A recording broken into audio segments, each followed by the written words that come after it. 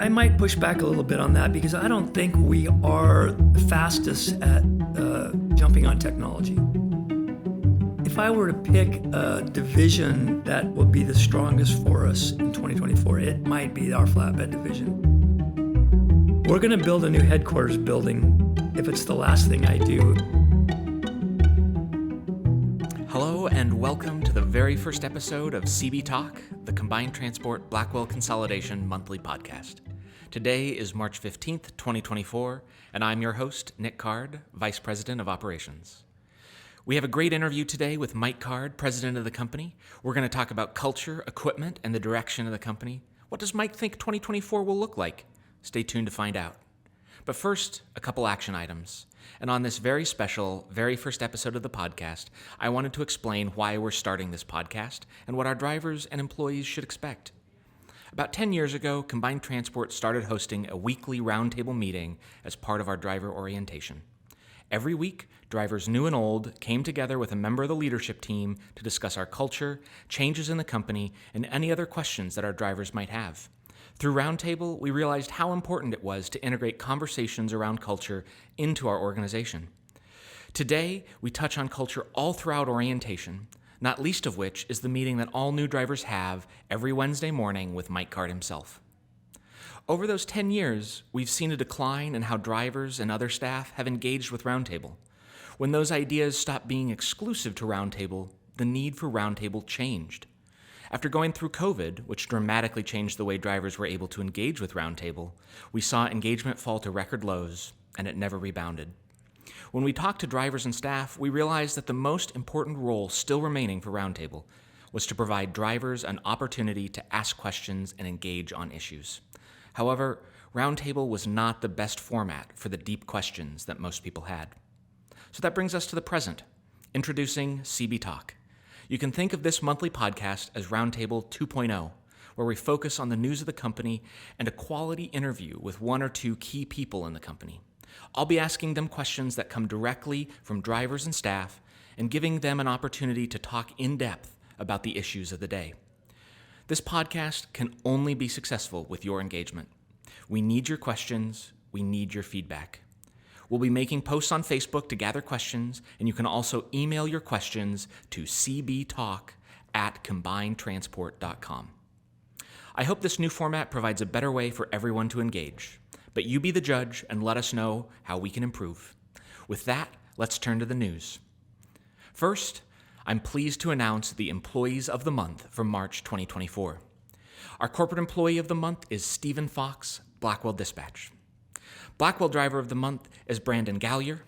Heavy Haul Driver of the Month is Mark Love. And our Glass Flatbed Driver of the Month is Eric Ray. Congratulations to all of you on Employees of the Month. Thank you so much for your hard work and dedication every day to the company. Next item in the news is our safety topic of the month. This month we're focusing on goal, get out and look. The idea behind this safety program is to increase awareness around what's going on with your truck by just getting out and looking. For example, when you're backing up, use extra caution, get out and look. Make sure that you're only backing up if there's no alternative. Whenever your truck is in motion, ensure that you're scanning your surroundings. Make sure you avoid blind spots. Get out and look. Another thing that we want to touch on for safety this month is U-turns. We've had 2 U-turn accidents in the last month. When talking with other carriers around the country, we discovered that U-turns are forbidden at most of them and can be a terminating offense. Now, we don't want to go there, but if we continue to have U-turn accidents, we may have to. U-turns in a commercial vehicle are dangerous and, in general, are frowned upon. If a U-turn has to be performed, it must be done in a controlled environment with a spotter. Make sure that there is no oncoming traffic. And in general, you should be planning your trip to avoid this maneuver in the first place. Last item in the news is that our student program is coming back. This month, we'll be hiring students again and bringing them back out onto the road with a coach in order to make sure that all of the drivers that we hire at this company are fully safe and capable when they get out on the road. This means that if you're interested in coaching drivers, now is the time. please reach out to the Career Center. That way we can get you on our list of coaching drivers and be ready for when those students need a coach to get into the truck. With that, it's now time for our interview.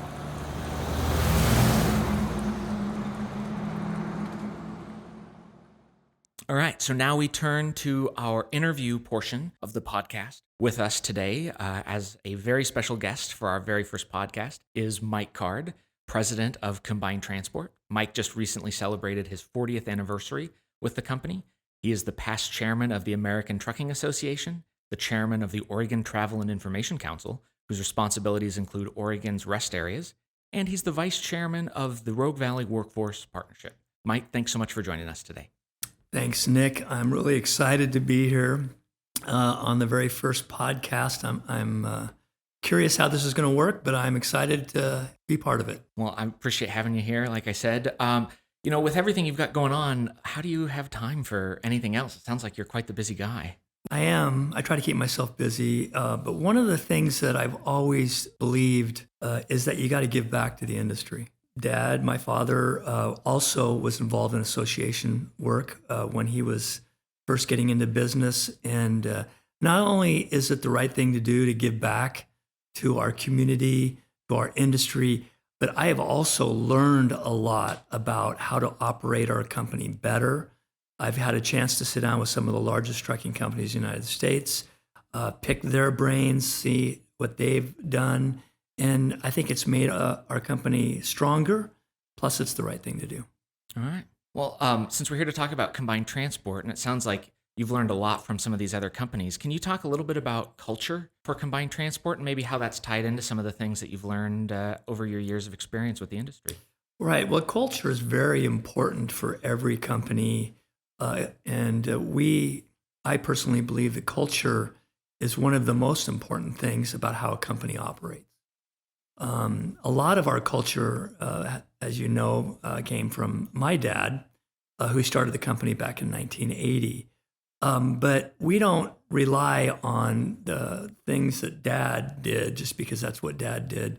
Of course, our culture grows and changes based on the people that are working here and the types of things we're trying to accomplish.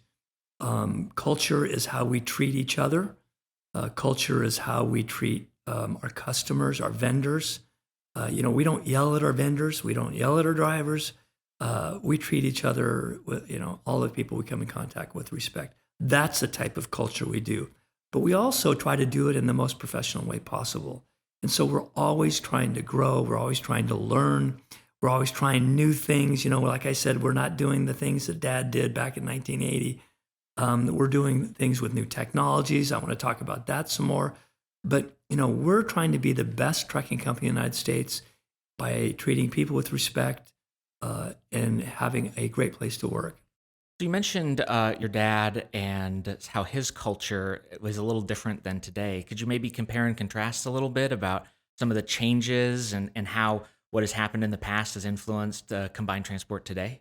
Well, yeah, it's back in the old days, Dad didn't like guys that had earrings or long hair. And, so things have definitely changed since Dad's culture. But still, his culture of hard work does ring true to me. And even today, the young people coming into this company are hard workers. The drivers we have, whether the senior drivers or the rookie drivers, they are doing hard work.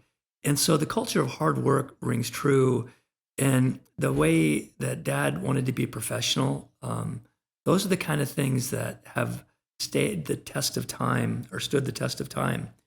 And so I believe that culture changes, but some of the major tenets of culture remain the same. You mentioned some of the new workforce that comes into Combined Transport. I know there's sort of a general societal feeling that younger people don't have the same work ethic, that's changed the dynamics of the workplace. Can you talk a little bit about how your younger workforce has impacted Combined Transport? Well, I've never been one to say that the younger generation is lazy or doesn't work as hard as the older generation.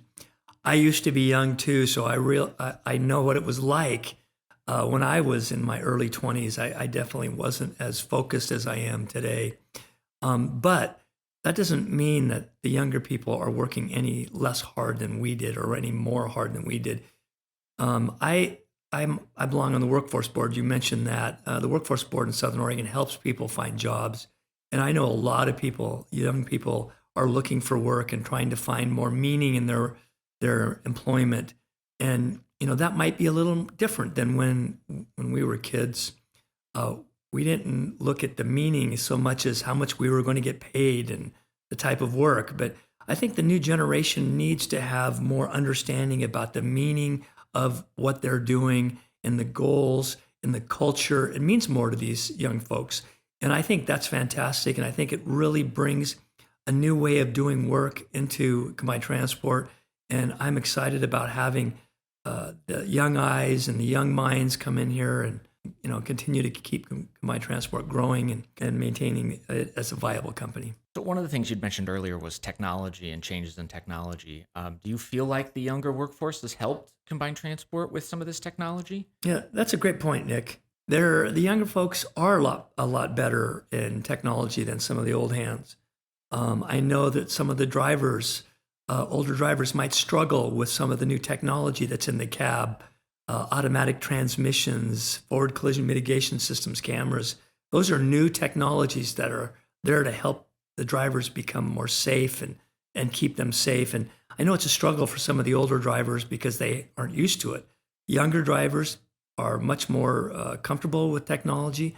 People in the office with the new technologies we're implementing here are younger people seem to be more comfortable and jump right on it, whereas some of the older hands, we need to help them learn a little bit more and get more experience with it. So in that regard, the young people are really helping the company. So I know Combined has gone through a lot of technology transitions over the last few years. Do you want to talk a little bit more about why Combined seems to be so quick to jump on new technology and changing things and what's happening today and tomorrow as far as technology is concerned? Yeah, I might push back a little bit on that because I don't think we are the fastest at jumping on technology. We are fast at jumping on it, but we're not the fastest. And I've never been one to really get out in front of the industry by buying new special trucks or electronic vehicles or, I've always kind of waited a year or two to make sure that the technologies get tested. And I think that's a smart move, even moving forward. We looked at Motive. Well, first of all, when we got PeopleNet, we before that we had another one called Highway Masters, and we've had technologies, and we do change our technologies, especially on our onboard communication devices. And but we try not to be the first one out there because I want to make sure we have tried and true technologies. And I think Motive is a good example of that. The recent change from PeopleNet to Motive, Motive's been around a couple of years, and they've proven themselves to be one of the best onboard communication devices out there. And PeopleNet, they've seen their prime, and the new owners isn't investing as much in research and development. So I think it's a real good change.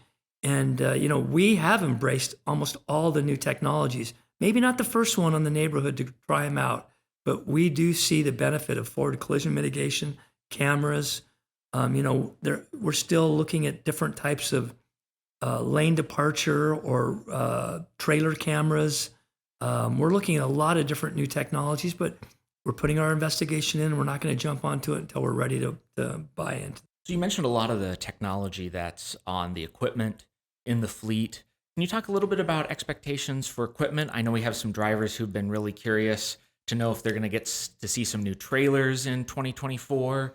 Could you talk a little bit about plans for equipment coming up over this year? Sure.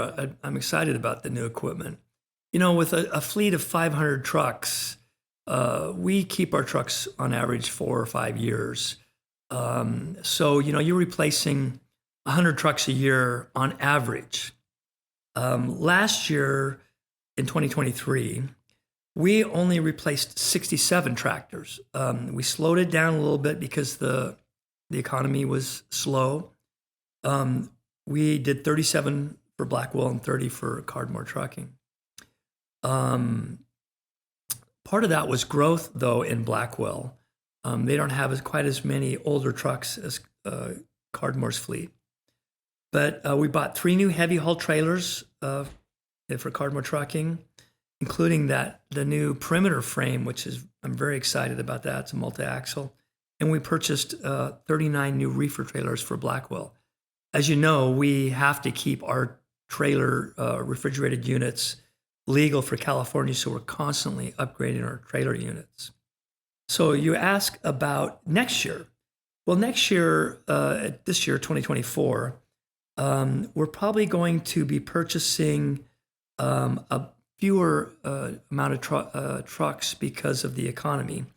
We think it's going to rebound, but the buying cycle for trucks used to be it almost took a year to get a truck made. Nowadays, you can buy a truck in the next quarter. So we aren't going to be buying trucks for the entire year.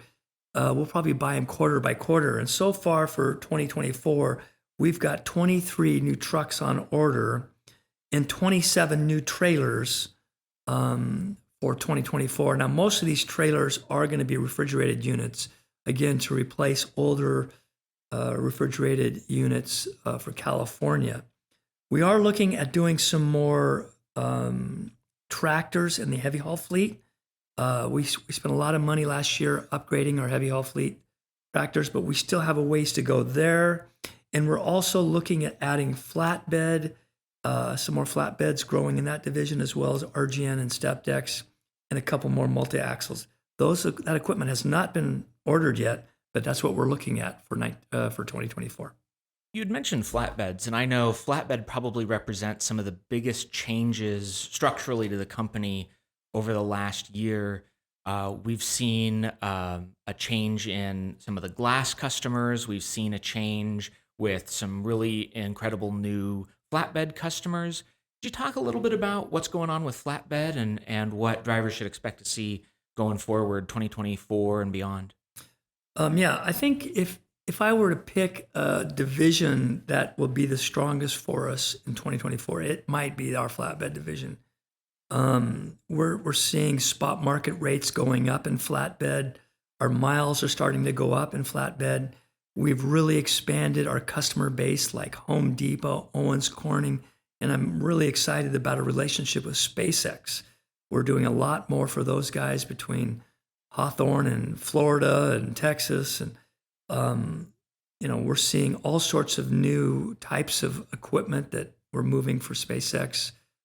So flatbeds looks to be strong. That's why we're considering adding some flatbeds in that division. But heavy haul is also a strong division. We've got a big contract with Caterpillar once again. We're doing some more things in the for SpaceX and in the servers, large cooling units for server centers. And then with our perimeter frame, we're getting larger generators and buildings. And so there's a lot going on in heavy haul, and we're already seeing increased revenue there. So those are the two strongest divisions going into 24.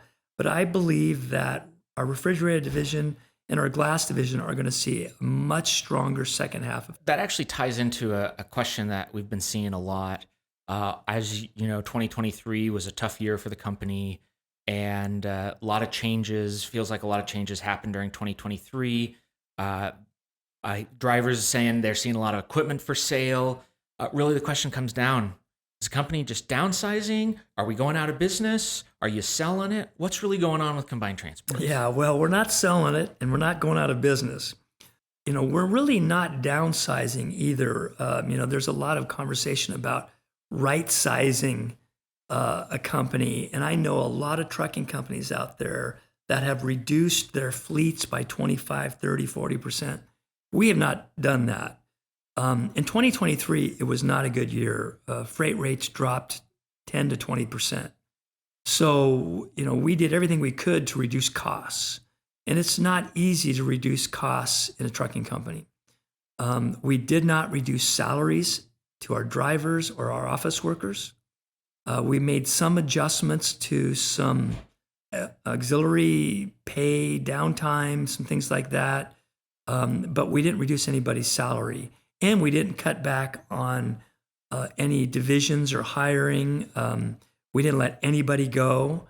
We've moved some people around. We've tried to right size, and we've really watched our costs, especially when it comes to things like tarps and tires and every expense that we have. And I think we've done a really good job cutting out the fat that we did in 2023. In fact, we've reduced our overhead by over 10%, which is quite a bit. Now, 10% is not enough when freight rates are dropping 20%. So we didn't have a good year last year, and we didn't make money. But we did good enough to be able to put us on a right path for growing in 2024. And that's why I'm so glad that we didn't cut back our divisions in any way. And we're really poised to take off this year. In 2024, I really think the second half of this year is going to be a very strong year for trucking. In fact, I think heavy haul and flatbed, as I mentioned earlier, we're going to start seeing it in the second quarter. No, we're not reducing our fleet size. We're not reducing our office staff. We're making some changes to try to save costs, and we're going to watch our costs. We haven't given raises as much as some people would like. We've had to cut out some bonuses and some profit sharing that people would like to see. And, I'm not happy about that. But those are the kind of changes that you got to do when the freight rates are dropping and miles are dropping. But I managed to keep most of the people here, most of the drivers. Our turnover is still fairly low, not as low as I'd like it, but it's fairly low compared to the industry anyway. So we're pretty well poised to have a good rebound in 2024. So sounds like you have a lot of optimism for the freight markets in 2024. Do you see any headwinds that might slow down that optimism? Yeah, there's always risks, Nick. We have an election, presidential election. That tends to, in any presidential election, tends to keep money on the sideline. People don't want to invest in big projects when they don't know who the president's going to be. And that could slow down the rebound for trucking. Anytime that there's wars like the Israeli-Palestinian war or Ukrainian-Russian war, there's risk that it could escalate. Fuel prices could skyrocket, which could really hurt us.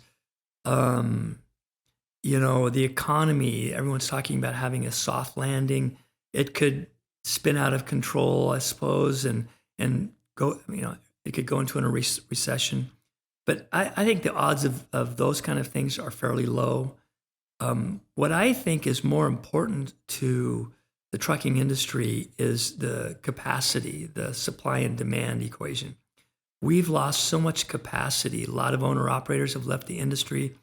I've seen a lot of small fleets leave the industry, go bankrupt.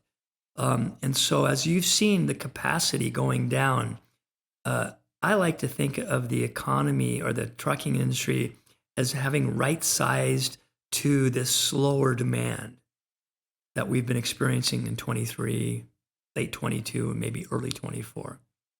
When we see a little bit of demand pickup through inventories are low. Once inventory starts picking up, the economy starts coming back from the goods recession that we've experienced.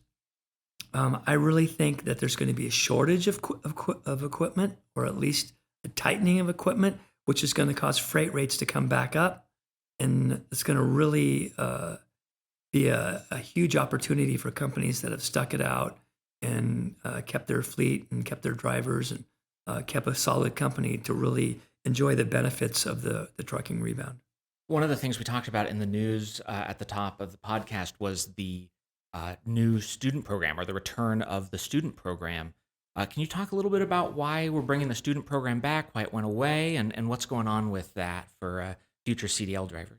Well, yeah, it's the work I've done with the Workforce Board here in Southern Oregon has allowed young people or anybody in this Rogue Valley area to get a free CDL training.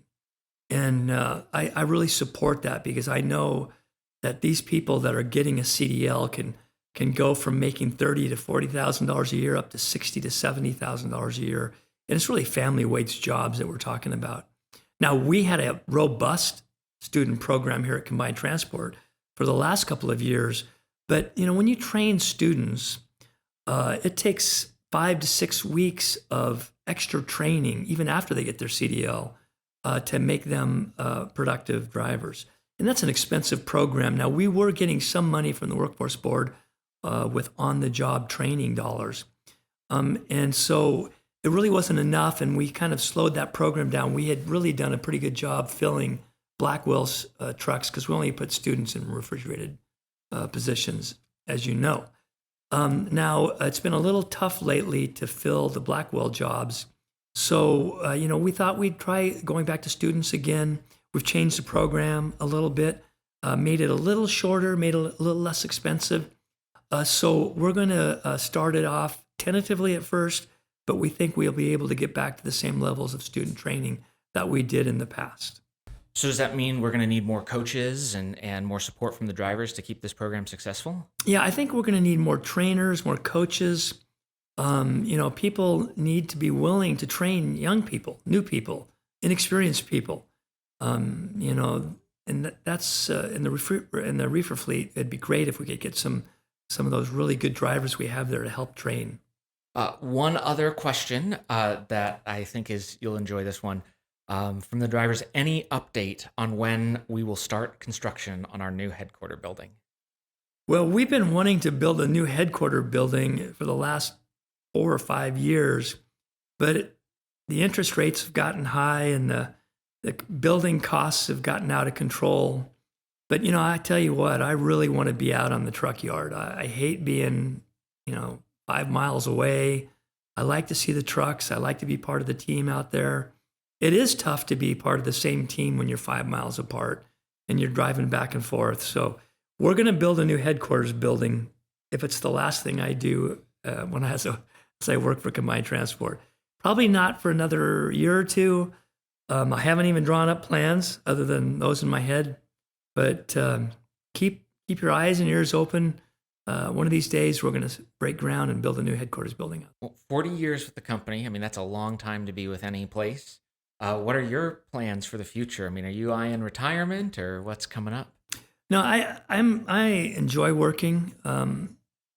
This is my hobby. This is my passion. This is what I like to do. I plan on doing this for the 3, 4, 5 years on a full-time basis. Probably in the next 3 years, I might look to slow down a little bit. But if I'm going to build a new headquarters building, it might take me more than part-time to get that done, Nick. But no, I plan on being around for quite a bit longer and helping out all the young people that are running this company. Well, awesome. Is there anything else you'd like to talk about before we wrap up our time? Well, no, I'm really pleased with the way the company is today. I have a lot of optimism, a lot of confidence. We have a great group of managers. We got great employees, as you can see by the example of our employees of the month. And everyone is so hardworking and dedicated that there's no way that this company can do anything but get up, go up, and get better. So I'm excited about that, Nick. Well, good. Thank you so much for joining us, Mike, on this very first podcast on CB Talk. And thank you. Thanks again, Mike, for that great interview. And congratulations again on 40 years with the company. What a great milestone. Our next episode will be out on April 19th. Our guest will be Chris Clark. If you have any questions for Chris, please send them to us on Facebook or email them to cbtalk@combinedtransport.com. Again, we can't be successful without your participation, your feedback, your questions. And with that, we've reached the end of our very first episode of CB Talk. Thank you so much for your time. Thank you so much for listening. And thank you so much for being part of the Combined family.